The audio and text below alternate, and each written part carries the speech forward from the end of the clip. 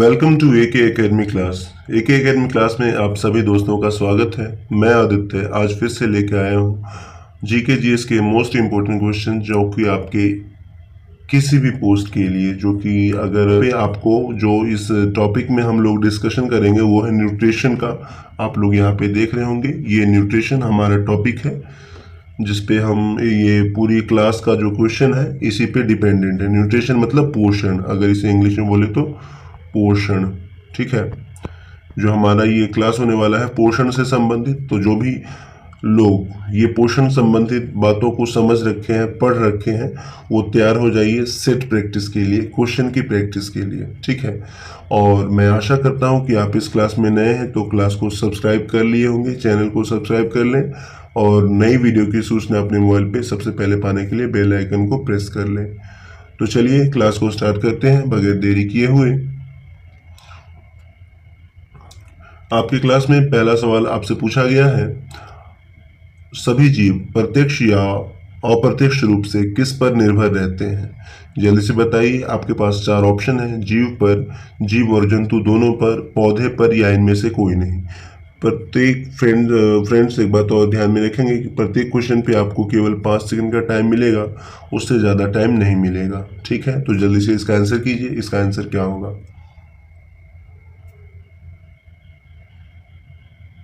Okay, तो 5 second पूरे हुए और यहाँ पे जो हमारा राइट आंसर होगा वो होगा ऑप्शन नंबर सी। ठीक है, ऑप्शन नंबर सी यहाँ पे हमारा राइट आंसर है, पौधे पर। सभी जीव प्रत्यक्ष या अप्रत्यक्ष रूप से किस पर निर्भर रहते हैं? पौधे पर। वो चाहे जीव हो या तो फिर मानव हो या तो फिर कोई जानवर हो। ठीक है, तो चलते हैं अगले सवाल पे और देखते हैं हमारा अगला सवाल। फ्रेंड्स, अगला सवाल आपसे पूछा गया, मानव द्वारा किया गया भोजन मुख गुहा से मल द्वार तक जाना क्या कहलाता है? अवशोषण की क्रिया, श्वसन की क्रिया, उत्सर्जन की या फिर पाचन की क्रिया? जल्दी से बताएंगे इसका राइट आंसर क्या होगा। आपके पास 5 सेकंड का टाइम है। ओके, तो 5 सेकंड पूरे हुए। चलिए, यहाँ पे जो हमारा राइट आंसर होगा वो होगा डाइजेशन यानी कि पाचन, यानी कि ऑप्शन नंबर डी यहाँ पे राइट आंसर है। ओके, और चलते हैं देखते हैं हमारा अगला सवाल। और फ्रेंड्स, अगर आपको किसी भी क्वेश्चन में कोई डाउट फील होता है, लगता है कि कुछ समझ में नहीं आया, तो आप नीचे वीडियो के कमेंट बॉक्स में आप अपने सवाल लिख सकते हैं, या तो फिर आप सबके पास व्हाट्सएप नंबर है, आप व्हाट्सएप कर सकते हैं कि सर मुझे ये क्वेश्चन समझ में नहीं आया। ठीक है, तो वो क्लियर हो जाएगा नेक्स्ट वीडियो में। चलते हैं अगले सवाल पे और देखते हैं अगला सवाल। अगला सवाल आपसे पूछा गया है, निम्न में से कौन आहार नाल के भाग नहीं है? मैं आपको बता दूं, इसको समझिए। आहार नाल, आहार मतलब क्या होता है? भोजन। नाल मतलब नली, यानी कि भोजन वाली नली का कौन सा भाग नहीं है? ये जो चार ऑप्शन दिए गए हैं, छोटी आंत, ग्रास नली, यकृत या फिर रेक्टम। जल्दी से बताएंगे। आपके पास 5 सेकंड का टाइम है इसका राइट आंसर करने के लिए। और मैं एक बात और कहना चाहूँ आप सभी लोग को, आप जितना ज़्यादा से ज़्यादा लोगों के बीच इस वीडियो को शेयर करेंगे उतना ज़्यादा आपको वीडियो की क्वालिटी बेहतर मिलेगी, क्योंकि इसमें थोड़ा सा और मैं ज़्यादा मेहनत करूँगा। मुझे लगेगा कि दोस्तों को, मेरे दोस्तों को, सभी दोस्तों को पसंद आ रहा है, व्यूअर्स को पसंद आ रहा है, तो मैं थोड़ा और क्वालिटी बेहतर करने का प्रयास करूँगा। ठीक है, तो चलिए, इसका राइट आंसर है निम्न में से कौन आहार नाल के भाग नहीं है? तो यहाँ पे हमारा राइट आंसर क्या होना था? आप जल्दी से बताइए। आपके पास 5 सेकंड मैं दूं, क्योंकि आप थोड़ा सा टाइम मैंने आपका लिया है, तो 5 सेकंड है आपके पास, जल्दी से आंसर कीजिए। ओके, तो देखते हैं इसका राइट आंसर होगा फ्रेंड्स यकृत। ठीक है, यकृत ध्यान में रखना है। ये क्या है? आहार नाल का भाग नहीं है। जबकि छोटी आंत, ठीक है, और ग्रास नली, उसके बाद रेक्टम, ये क्या है? हमारे आहार नाल का ही भाग है। ठीक है, रेक्टम का मतलब मलाशय होता है। ये जो रेक्टम है इसका मतलब होता है मलाशय, मलाशय। ठीक है, इसको इंग्लिश में कहते हैं रेक्टम और हिंदी में कहते हैं मलाशय। इसीलिए वर्ड को जो इंग्लिश हिंदी है आपको इंग्लिश में भी लिख करके दे सकता है, तो आपको कंफ्यूज नहीं होना है। आपको साथ में हिंदी नाम भी ध्यान में रखने हैं और इंग्लिश भी। ओके, चलते हैं अगले सवाल पे। अगला सवाल आपकी स्क्रीन पे है, आपको बताना है निम्न में से कौन आहार नल के, नहीं ये तो हो गया, छोटी आंत की लंबाई कितनी है? बताइए, 2 से 4 मीटर, 6 से 7 मीटर, या 1.5 मीटर, या फिर 7 से 9 मीटर। जल्दी से आंसर करेंगे फ्रेंड्स, आपके पास 5 सेकंड का टाइम है। छोटी आंत की लंबाई।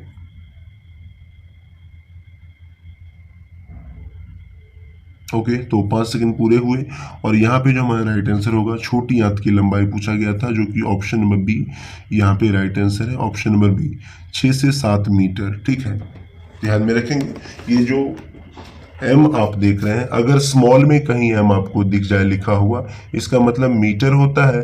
लेकिन अगर कैपिटल में मीटर दिखे, कैपिटल में अगर मीटर दिखे यानी एम लिखा हुआ दिखे, तो इसका मतलब होता है मिनट। ठीक है, इसको भी आप, ये छोटी सी बात है लेकिन आप ध्यान में रखेंगे, क्योंकि छोटी छोटी गलती आप अगर करते हैं तो वही आगे चल के बहुत बड़ी गलती के रूप में सामने आती है। इसलिए मैं चाहता हूं कि संपूर्ण शुद्धता आपके अंदर आ जाए, पूर्णतः शुद्धता आ जाए। मैं इस वजह से इतनी मेहनत आप लोग के लिए कर रहा हूं, तो थोड़ी मेहनत आप लोग भी कीजिए। इस वीडियो को ज़्यादा से ज़्यादा दोस्तों के बीच शेयर कीजिए, ताकि और भी लोग इस वीडियो का लाभ ले सकें। ठीक है, चलते हैं अगले सवाल पे और देखते हैं हमारे वीडियो का अगला सवाल।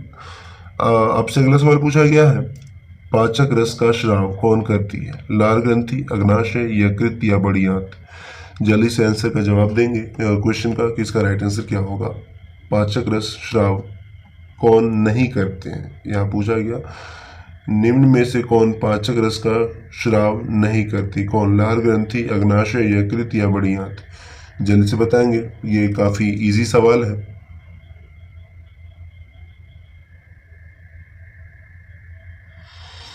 चलिए, तो यहाँ पे जो हमारा राइट आंसर होगा वो होगा बड़ी आंत। ठीक है, बड़ी आंत। यहाँ पे जो बड़ी आंत है, आंत का मतलब फ्रेंड्स ध्यान में रखेंगे, आंत का मतलब अंग्रेजी में बोले तो इंटेस्टाइन होता है। मनुष्य के शरीर में 2 आंत होती है, यानी कि 2 इंटेस्टाइन होती है। एक लार्ज इंटेस्टाइन और दूसरा होता है स्मॉल इंटेस्टाइन। ठीक है, लार्ज इंटेस्टाइन की लंबाई की अगर हम बात करें तो वो होता है लार्ज इंटेस्टाइन 1.5 मीटर, और स्मॉल इंटेस्टाइन की अगर हम बात करें तो 6 से 7 मीटर। ठीक है, ये पीछे हुआ भी है, और फिर से मैं आपको रिवीजन करवा दूं, इसलिए ध्यान में रहेगा, और ताकि आपको ध्यान में रहेगा। चलते हैं अगले सवाल पे और देखते हैं हमारी वीडियो का अगला सवाल। फ्रेंड्स, अगला सवाल आपसे पूछा गया है, पचा हुआ भोजन का रसांगुलों द्वारा ग्रहण तथा रक्त में मिलने की क्रिया क्या कहलाती है? पोषण, उत्सर्जन, सुपोषण या फिर अवशोषण? जल्दी से आंसर करेंगे किसका राइट आंसर क्या होगा। पचा हुआ भोजन का रसांगुलों के द्वारा ग्रहण तथा रक्त में मिलने की क्रिया क्या कहलाती है?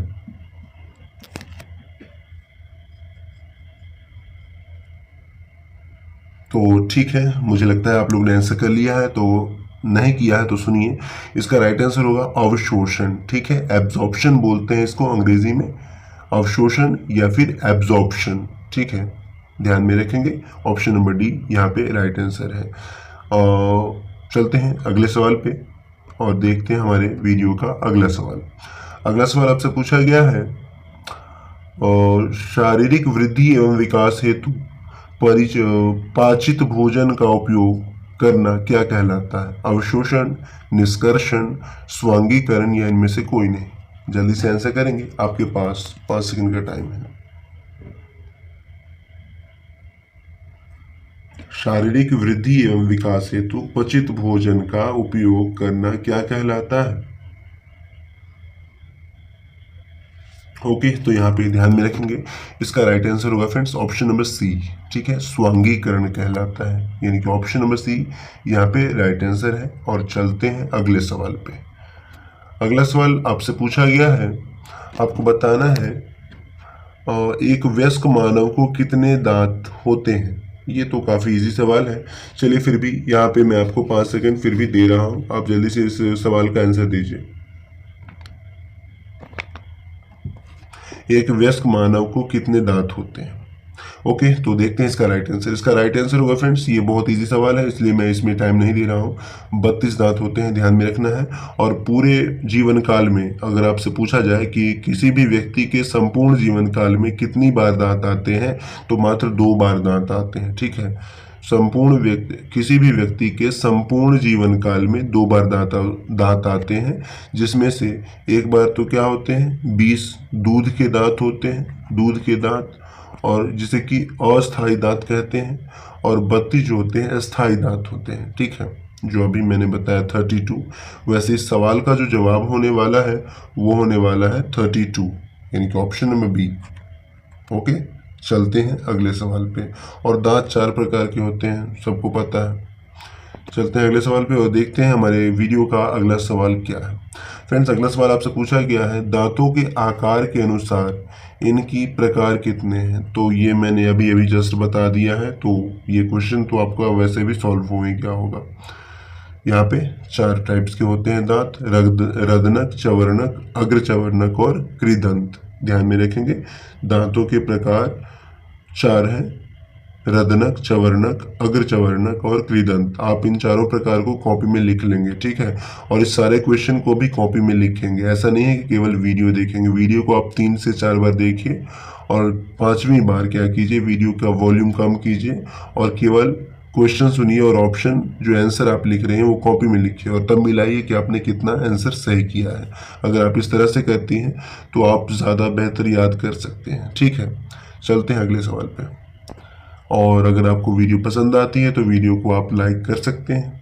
ठीक है, चलते हैं अगले सवाल पे। और अगला सवाल आपके सामने है, आपसे पूछा गया है, मानव शरीर का सबसे कठोरतम पदार्थ क्या है। दांतों का एनामेल भाग, मानव का जबड़ा, संपूर्ण दांत, या फिर ये सभी। जल्दी से बताएंगे, दांतों मानव शरीर का सबसे कठोरतम पदार्थ क्या है। ओके, तो यहाँ पे जो हमारा राइट आंसर होगा वो होगा ऑप्शन नंबर ए। दांतों का जो एनामेल होता है वो क्या है, मानव शरीर का सबसे कठोरतम पदार्थ कहलाता है। लेकिन मानव शरीर में अगर पूछ दे कि सबसे मजबूत हड्डी कौन सी होती है, तो जबड़े की हड्डी। अगर आपसे मानव शरीर में सबसे मजबूत हड्डी कौन सी होती है आपसे पूछा जाए, तो वो जबड़े की हड्डी होती है। ध्यान में रखना है। जबड़ा मतलब क्या, शायद कुछ लोग ना समझे तो मैं उनको बता दूं। जबड़ा मतलब जिसके ऊपर आपके मुख में दांत लगे हुए, वही तो जबड़ा होता है। ठीक है, आपका एक्सीडेंट चाहे कितना भी भारी भरकम हो जाए, लेकिन ये जो जबड़ा है ये नहीं टूटता और फूटता है। ठीक है, सो ध्यान में रखेंगे। चलते हैं अगले सवाल पे और देखते हैं अगला सवाल। आपकी स्क्रीन पे है अगला सवाल। आपसे पूछा गया है कि मानव के मुख में लार ग्रंथि की संख्या कितनी होती है। 4 टाइप, और 4 पेयर, 2 पेयर, 7 पेयर या 3 पेयर। मानव के मुख में लार ग्रंथि की संख्या जल्दी से बताइए, आपके पास 5 सेकंड का टाइम है।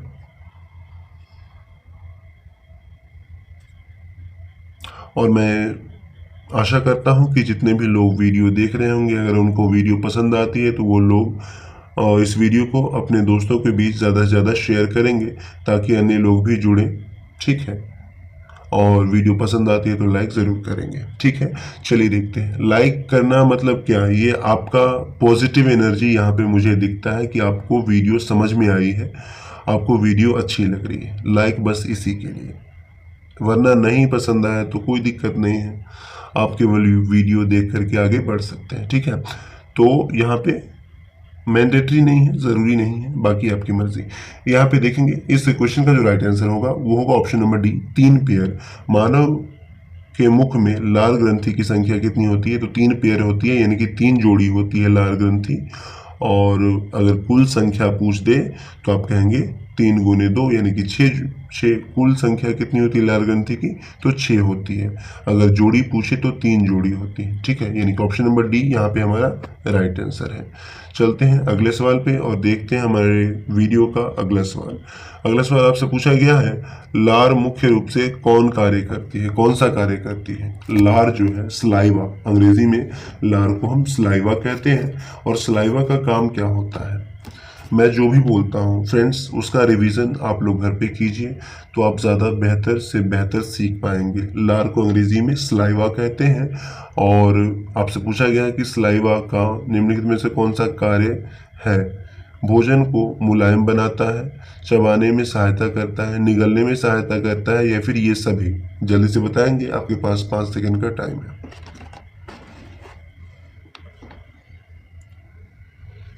ओके, तो 5 सेकेंड पूरे हुए। और यहाँ पे जो हमारा राइट आंसर होगा वो होगा ऑप्शन नंबर डी। ठीक है, ध्यान में रखेंगे। लार का ये जो जितने भी कार्य हैं, भोजन को मुलायम बनाना, चबाने में सहायता करना और निगलने में भी सहायता करना, ये सारे काम कौन करता है? लार करता है। ठीक है, ध्यान में रखेंगे। और लार में क्या होता है? म्यूकस पाया जाता है। ठीक है, आप सभी लोग जानते हैं। और एक एंजाइम भी पाया जाता है। अगर आप जानते हैं तो कमेंट बॉक्स में आंसर ज़रूर लिखेंगे। ठीक है, अगला सवाल, लार में क्या नहीं होता? म्यूकस, एंजाइम, लवण या हार्मोन? आपसे पूछा गया है लार में क्या नहीं होता।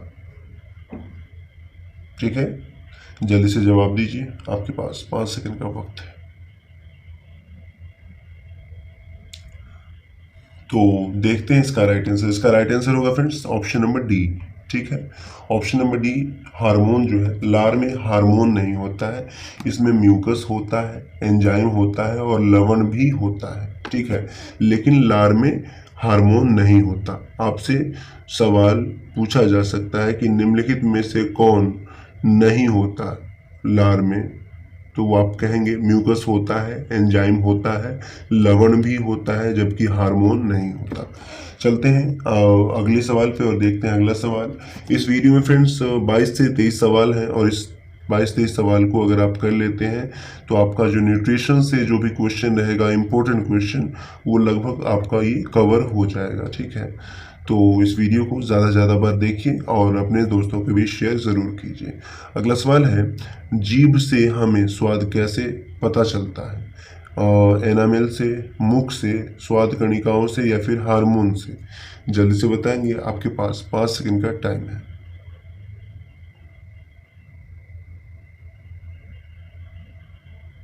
ओके, तो देखते हैं इसका राइट आंसर।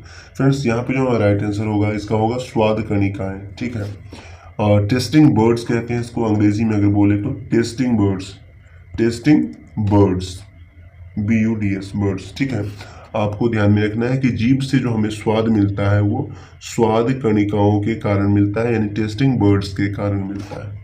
चलते हैं और हमारे मुख में टेस्टिंग बर्ड्स 2-3 पार्ट में डिवाइड होते हैं, वो आगे अध्याय में हम पढ़ेंगे। यानी कि नेक्स्ट जो हमारा क्वेश्चन का सीरीज आएगा उसमें मैं आपको बताऊंगा और डिटेल बताऊंगा। ठीक है, आप अगला सवाल देखिए, भोजन को श्वास नली में जाने से कौन रोकता है? मुख गुहा, छोटी आंत, मानव हृदय या फिर एपिग्लोटिस? जल्दी से बताएंगे। और ये क्वेश्चन बहुत VVI है, यानी कि इम्पोर्टेंट है ये क्वेश्चन फ्रेंड्स, बहुत VVI। एक मिनट, ये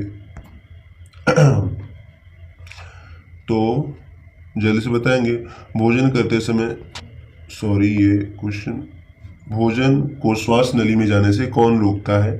तो यहाँ पे हमारा जो राइट आंसर होगा वो होगा एपिग्लोटिस। ठीक है, एपिग्लोटिस क्या करता है? भोजन को श्वास नली में जाने से रोकता है। ये जो एपिग्लोटिस है, एक ढक्कन के नुमा एक संरचना होती है, जो कि जब आप भोजन करते हैं उस समय क्या करता है कि वायु नली को ढक देता है, जिससे कि जो फूड पाइप में भोजन जो है फूड पाइप में जाए, ना कि वायु नली में। वायु नली में अगर भोजन जाएगा तो क्या हो जाएगा? आपको ये प्रॉब्लम हो सकती है। और क्या प्रॉब्लम हो सकती है वो आगे क्वेश्चन है, उसमें आप अच्छी तरह से समझ जाएंगे। चलिए देखते हैं आगे वाला सवाल क्या है। आगे आपसे अगला सवाल पूछा गया है, आपको बताना है कि भोजन करते समय अचानक खांसी या हिचकी होने का कारण क्या है? भोजन का नहीं पचना, भोजन का स्वाद नली में चला जाना, या भोजन का फूड पाइप में जाना, या फिर यह सभी क्रियाएं? जल्दी से बताइए, भोजन करते समय अचानक खांसी या हिचकी होने का कारण क्या है? ओके, तो यहाँ पे इस क्वेश्चन का जो राइट आंसर होगा वो होगा भोजन का श्वास नली में चला जाना, यानी कि ऑप्शन नंबर बी यहाँ पे राइट आंसर है। क्या होता है फ्रेंड्स, जब आप भोजन कर रहे होते हैं जल्दी जल्दी में, या फिर आप भोजन कर रहे होते हैं और ध्यान आपका कहीं और होता है, तो क्या होता है, एपिग्लोटिस थोड़ा कंफ्यूज हो जाता है। एपिग्लोटिस है तो हमारी मांसपेशी ही ना, वो कंफ्यूज हो जाती है और उसे समझ में नहीं आता कि कौन सी नली बंद करनी है, कौन सी चालू करनी है। ठीक है, तो इस वजह से ये होता है कि वायु नली जो है वो खुली रह जाती है और भोजन का कुछ एक दो हिस्सा या छोटे कण चले जाते हैं वायु नली में, जिस वजह से क्या हो जाता है हमें खांसी या फिर हिचकी जैसा। ठीक है, चलते हैं अगले सवाल पे और देखते हैं हमारे वीडियो का अगला सवाल। और अगला सवाल आपसे पूछा गया है आमाशय का आकार होता है कैसा, एस शेप, वी शेप या यू शेप या फिर डब्ल्यू शेप। जल्दी से बताएंगे आमाशय का आकार कैसा होता है। ये क्वेश्चन भी मोस्ट इम्पोर्टेंट है, इसलिए इसे वैसे इस वीडियो में जो भी क्वेश्चन बताया गया है ये मोस्ट इम्पोर्टेंट क्वेश्चन है टोटल। ठीक है, इसलिए इसे इग्नोर नहीं करेंगे। जल्दी से बताइए फ्रेंड्स इसका राइट आंसर क्या होगा। सवाल है आमाशय का आकार कैसा होता है। ओके, तो देखते हैं यहाँ पे हमारा राइट आंसर होगा यू शेप्ड। ठीक है, यानी कि ऑप्शन नंबर सी यहाँ पे राइट आंसर होगा। आमाशय का आकार कैसा होता है, यू शेप का होता है, यू आकार का। चलते हैं अगले सवाल पे और देखते हैं हमारे स्क्रीन पे अगला सवाल क्या है। अगला सवाल आपसे पूछा गया है पाचक रस भोजन के प्रोटीन भाग को किस रूप में बदल देता है, अमीनो अम्ल में, ग्लूकोज में या फिर वसा में या फिर कार्बोहाइड्रेट में। जल्दी से बताएंगे पाचक रस भोजन के प्रोटीन भाग को किस में बदल देता है।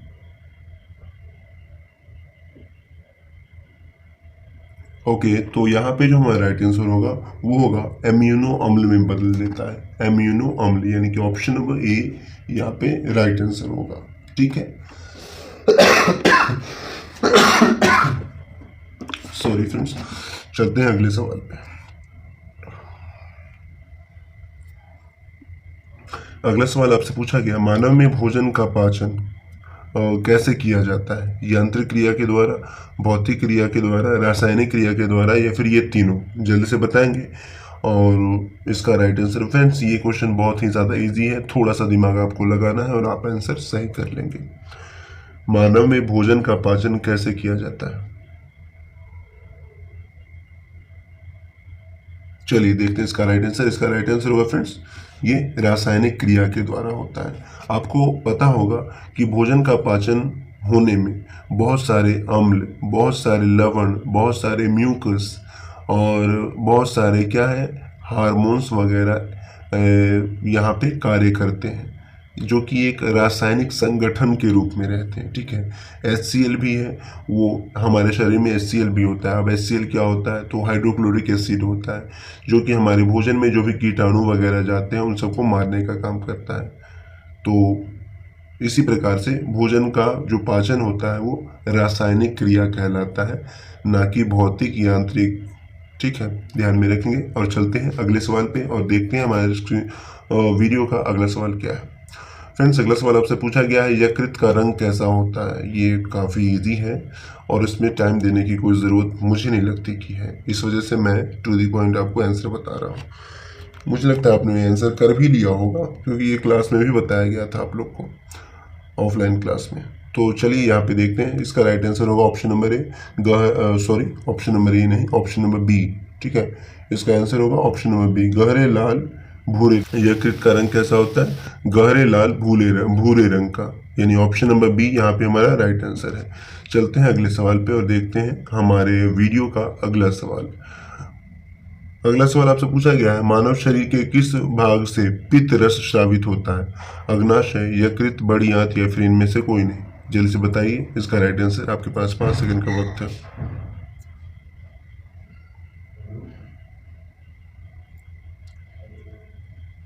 जल्दी से बताइए फ्रेंड्स। मानव शरीर के किस भाग से पित्त रस का स्राव होता है। ये क्वेश्चन थोड़ा सा मैं टाइम इस वजह से आपको दे रहा हूं ताकि आप लोग थोड़ा सोचिए। ओके, तो यहाँ पे ध्यान में रखना है यकृत। ठीक है, जो भी लोग बना लिए थे अच्छी बात है, नहीं बनाए तो ध्यान में रखेंगे यकृत। पित्त रस का स्राव यकृत से होता है। ठीक है, आपसे पूछा गया मानव शरीर के किस भाग से। ठीक है, ध्यान में रखेंगे किस भाग से पूछा जाएगा या किस अंग से पूछा जाएगा, तो यकृत होगा। और बाकी आगे देखते हैं, ये क्वेश्चन की प्रैक्टिस ही कर रहे हैं तो आगे इससे रिलेटेड और भी क्वेश्चन है वहाँ पे देखेंगे तो इसको ज़्यादा समझेंगे। पित्तरस का मुख्य कार्य क्या है? पित्तरस का मुख्य कार्य क्या है? कार्बोहाइड्रेट का पाचन करना, प्रोटीन का पाचन करना, वसा का पाचन करना, ये फिर ये सभी। जल्द से बताएंगे पित्तरस का प्रमुख कार्य क्या है। ओके, तो ध्यान में रखना है कि यहाँ पे जो हमारा राइट आंसर होगा वो होगा वसा का पाचन करना। ठीक है, वसा यानी कि option number C. Option number C यहाँ पे राइट आंसर होगा। और ध्यान में रखना है वसा मतलब क्या होता है। वसा का पाचन मतलब आप जितना भी फैटी फूड खाते हैं या फिर आप जो तैलीय पदार्थ खाते हैं, ठीक है, वो सब क्या है, फैटी एसिड ही तो है। फैटी एसिड मतलब कि वसा, उसको पाचन करने का काम। या फिर आप दूध ही पीते हैं जिसमें कि ज़्यादा मात्रा में क्रीम है, तो वो क्या है, वसा के रूप में हम पीते हैं, अपने अंदर शरीर के अंदर इंजेक्ट मतलब डायरेक्ट देते हैं। तो उसका पाचन कौन करता है? पित्तरस। ठीक है। चलते हैं अगले सवाल पे और देखते हैं अगला सवाल। और पित्तरस का स्राव कहाँ से होता है? तो पित्ताशय से होता है। ठीक है, ध्यान में रखेंगे इस बात को। और अगला सवाल है अग्नाशय का रंग कैसा होता है? ये तो बहुत ही ज़्यादा बुआ वाला सवाल आ गया।